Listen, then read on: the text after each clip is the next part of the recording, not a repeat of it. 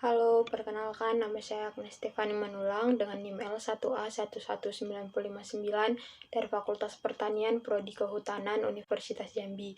Video ini saya buat untuk memenuhi tugas silvikultur yang diampu oleh Bapak Dr. Fors Bambang Irawan, SP, MSc, IPU. Adapun materi yang saya akan bahas pada video ini yaitu tentang perbanyakan generatif.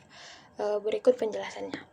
Perkembangbiakan generatif atau perbanyakan generatif pada tumbuhan yaitu perkembangan secara seksual melalui perkawinan yang dilakukan oleh tumbuhan-tumbuhan yang berbiji. Kemudian, salah satu perbanyakan tanaman yang paling mudah dilakukan secara keseluruhan dengan biaya yang relatif murah adalah perkembangan melalui biji atau perbanyakan secara generatif yang biasa juga disebut dengan perbanyakan seksual. Nah, dalam perbanyakan secara generatif ini, biji adalah bahan utama yang digunakan sebagai alat perbanyakannya. Biji yang digunakan sebagai alat perkembangbiakan atau perbanyakan generatif ini ada yang sengaja dibenihkan agar tumbuh menjadi bibit yang diharapkan. Selain sengaja ditanam juga, biji juga dapat tumbuh secara alami di alam. Mekanisme dalam perbanyakan generatif ditandai dengan adanya pembuahan. Pembuahan tersebut berasal dari peleburan antara sel kelamin jantan dan sel kelamin betina yang kemudian menghasilkan zigot yang akan tumbuh dan berkembang menjadi tanaman baru yang bagus dan berkualitas. Nah, selanjutnya yang akan kita bahas adalah tentang kelebihan dan kekurangan dari perbanyakan generatif ini. Apa saja sih yang menjadi kelebihan dan kekurangannya? Nah, berikut ada beberapa kelebihan dari perbanyakan tanaman secara generatif. Antara lain yang pertama adalah tanaman yang dihasilkan memiliki perakaran yang kuat. Nah, yang kedua itu tentang biaya. Nah, biayanya lebih ekonomis. Harga yang dikeluarkan juga relatif murah. Umur tanaman lebih lama, dan kemudian dapat menghasilkan varietas-varietas baru. Nah, untuk menghasilkan varietas-varietas baru tersebut, biasanya itu dilakukan secara menyilangkan. Selanjutnya adalah tentang kelemahan dari perbanyakan tanaman secara generatif ini. Nah, kelemahannya diantaranya adalah yang pertama, tanaman baru atau individu baru yang dihasilkan belum tentu memiliki sifat yang sama dengan induknya. Yang kedua, varietas yang baru muncul belum tentu lebih baik. Yang ketiga, waktu berbuah lebih lama.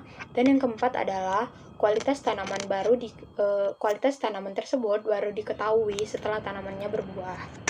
Pada video ini, kita juga akan membahas tentang cara perkembangbiakan secara generatif.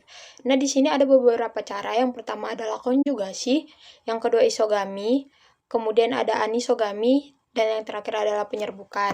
Yang pertama adalah konjugasi. Nah, konjugasi berarti pertukaran atau transfer materi genetik antara dua sel, organisme, atau bahkan bakteri secara normal untuk tujuan reproduksi dengan dua organisme terus-menerus ada secara terpisah. Kemudian untuk isogami adalah peleburan dua sel gamet, yaitu sel gamet jantan dan betina yang sama besarnya dan sama bentuknya. Yang selanjutnya adalah anisogami. Nah, untuk anisogami sendiri adalah peleburan dua sel gamet jantan dan betina yang berbeda ukuran tetapi sama bentuk. Kemudian yang terakhir adalah penyerbukan. Nah, penyerbukan sendiri merupakan jatuhnya serbuk sari ke kepala putik. Perkembangbiakan tumbuhan secara generatif terjadi bila tumbuhan memiliki kelengkapan yang dibutuhkan dalam proses penyerbukan dan pembuahan. Alat perkembangbiakan tumbuhan secara generatif adalah serbuk sari dan kepala putik. Bila tumbuhan tidak memiliki kelengkapan untuk proses penyerbukan dan pembuahan, maka tumbuhan tidak akan dapat melakukan perkembangbiakan secara generatif. Pada perkembangbiakan secara generatif, sel kelamin jantan atau spermatozoid terlebih dahulu akan masuk ke dalam ruang bakal biji melalui bulu serbuk sari. Nah, di dalam ruang bakal biji tersebut akan terjadi pembuahan, yaitu terjadinya peleburan antara sel kelamin jantan dengan sel kelamin betina atau sel telur. Untuk tanaman-tanaman yang dikembangkan dengan cara perbanyakan generatif ini membutuhkan waktu yang cukup lama untuk berbuah. Mengapa demikian? Itu karena proses pertumbuhan tanaman akan berlangsung dari awal. Tanaman akan tumbuh dari janin terlebih dahulu, baru setelahnya akan tumbuh membentuk akar tunggang, kemudian akar serabut, batang, dan juga daun. Nah, ditambah lagi, jika keadaan biji yang akan ditanami itu mengalami masa dorman atau masa istirahat, maka waktu yang dibutuhkan bisa menjadi lebih lama lagi. Saat biji mengalami dormansi, biji tidak akan mengalami kegiatan sama sekali selama berminggu-minggu, berbulan-bulan, atau bahkan bertahun-tahun. Sehingga benih yang dormansi harus berada dalam situasi dan kondisi yang sudah cocok untuk pertumbuhannya. Untuk masa dorman untuk setiap biji atau benih tanaman itu berbeda-beda. Nah, contohnya pada benih tanaman jeruk, durian, dan mangga memiliki masa dorman sekitar 1 bulanan. Sedangkan untuk benih pepaya memiliki masa dorman 1 hingga 2 minggu saja. Perkembangbiakan generatif adalah perkembangbiakan yang dilakukan melalui proses penyerbukan dan pembuahan. Nah, perkembangbiakan generatif pada tumbuhan diawali dengan penyerbukan, yaitu melekatnya atau jatuhnya serbuk sari ke kepala putik. Setelah terjadinya penyerbukan, pada serbuk sari tumbuh bulu-bulu halus serbuk sari yang menuju ruang bakal biji. Nah, kemudian yang selanjutnya yang akan kita bahas adalah tentang penyerbukan. Nah, penyerbukan itu ada 2. Yang pertama, penyerbukan sendiri, dan kemudian ada penyerbukan silang. Yang pertama, penyerbukan sendiri merupakan proses penyerbukan kepala putik atau jatuhnya serbuk sari ke kepala putik yang berasal dari bunga itu sendiri atau dari bunga lain pada tumbuhan yang sama. Nah, sedangkan untuk penyerbukan silang ialah proses perpindahan serbuk sari dari antar bunga tumbuhan ke stigma bunga tumbuhan yang lain yang sama atau spesies yang berkerabat. Nah, pada penyerbukan silang, tadi dikatakan bahwa penyerbukan silang itu merupakan perpindahan serbuk sari dari antar bunga tumbuhan ke stigma bunga tumbuhan lain.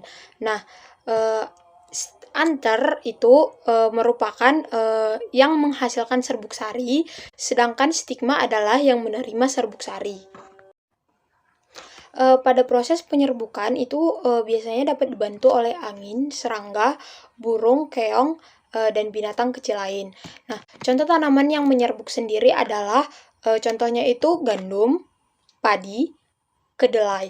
Nah, sedangkan untuk penyerbukan silang lebih umum terjadi dibanding dengan penyerbukan sendiri. Penyerbukan silang menghasilkan kombinasi satuan keturunan yang lebih beragam dari keduanya. Pengaruh langsung dari penyerbukan silang adalah banyaknya spesies dari produksi biji yang dihasilkan dan bersifat lebih kuat dari turunannya. Serbuk sari dapat mencapai kepala putik secara alami atau dengan bantuan manusia. Nah, untuk secara alaminya, serbuk sari dapat mencapai kepala putik dengan perantaraan angin, hewan, dan air. Nah, perantara yang menyebabkan terjadinya penyerbukan itu biasanya disebut dengan polinator. Kemudian untuk proses penyerbukan itu yang pertama diawali dengan melekatnya serbuk sari ke kepala putik. Nah, kemudian terjadinya peleburan sel kelamin jantan atau spermatozoid dengan sel kelamin betina atau sel telur. Nah, dengan kemudian itu untuk hasil akhirnya yaitu menghasilkan bakal buah. Pada fase perbanyakan generatif, pertumbuhan daun, akar, dan percabangan itu mulai berhenti atau berkurang. Nah, di sini itu yang mengambil andil yang lebih kuat adalah bunga dan buah. Nah, di sini itu ada bagian-bagian dari bunga dan saya juga menyertakan fungsinya. Yang pertama adalah kelopak bunga. Nah, bagian kelopak bunga ini berfungsi untuk melindungi mahkota pada saat menguncup. Yang kedua, mahkota bunga. Nah, untuk mahkota bunga sendiri itu ada fungsi khusus yaitu untuk menarik serangga. Dan yang ketiga itu ada kepala putik. Kepala putik itu merupakan alat reproduksi pada bunga betina, dan keempat ada tangkai putik, di mana tangkai putik itu merupakan saluran penghubung antara kepala putik dengan ovarium. Selain itu juga, tangkai putik ini juga berfungsi menyangga kepala putik agar bisa berdiri tegak dan tetap pada posisinya. Dan yang kelima ada benang sari. Nah, benang sari itu merupakan alat kelamin jantan di bunga. Kemudian yang keenam itu ada bakal biji, yaitu berfungsi untuk melindungi sel telur dan menjadi tempat pertemuan antara sel-sel telur yang akan dibuahi. Yang ketujuh ada bakal buah. Nah, bakal buah ini akan menjadi tempat terjadinya pembuahan, yaitu proses peleburan antara sel telur betina dan jantan yang kemudian akan menghasilkan bakal buah. Yang kedelapan ada dasar bunga. Dasar bunga merupakan bagian tempat melekatnya mahkota dan komponen bunga lain agar tetap berada di posisinya meskipun terpaan angin. Yang kesembilan itu ada daun pelindung. Nah, meskipun tidak semua bunga memiliki daun pelindung, bagian ini berfungsi sebagai tempat melekatnya mahkota bunga atau tempat tumbuhnya kuncup bunga. Yang ke-10 ada tangkai bunga. Nah, sama seperti dasar bunga, tangkai juga berfungsi sebagai penyokong dan sebagai penghubung antara bunga dengan ranting. Di sini juga saya akan membahas tentang seputar buah dan biji. Nah, untuk yang pertama adalah buah. Buah terbentuk ketika terjadi pembuahan antara serbuk sari dan sel telur. Kemudian untuk poin yang kedua, buah yang dagingnya kita makan berasal dari bakal buah. Nah, untuk poin ketiga ada buah itu ada dua. Yang pertama itu buah sejati dan buah semu. Nah, untuk buah sejati, sebagian besar struktur buah berasal dari jaringan bakal buah. Buah seperti ini, itulah yang dinamakan dengan buah sejati. Contohnya itu ada kueni, mangga, dan jambu biji. Nah, yang kedua itu adalah buah semu. Nah, jika buah yang terbentuk berasal dari jaringan bakal buah dan bagian lain dari bunga, maka buah ini disebut dengan buah semu. Contohnya itu adalah jambu monyet dan nenas. Nah, yang selanjutnya itu tentang biji. Nah, saya akan membahas proses terbentuknya biji. Setelah serbuk sari mendarat dengan tepat pada kepala putik, maka dengan segera dan secara bersama-sama jaringan pembuahan akan menyerap air dan nutrisi tanaman berupa gula dan akan membentuk tabung sari. Nah, tabung sari akan tumbuh dan menembus tangkai putik menuju ke arah kantung lembaga. Di tempat tersebut, sel jantan bertemu dengan sel telur untuk membentuk zigot, dan kemudian zigot akan tumbuh menjadi embrio biji.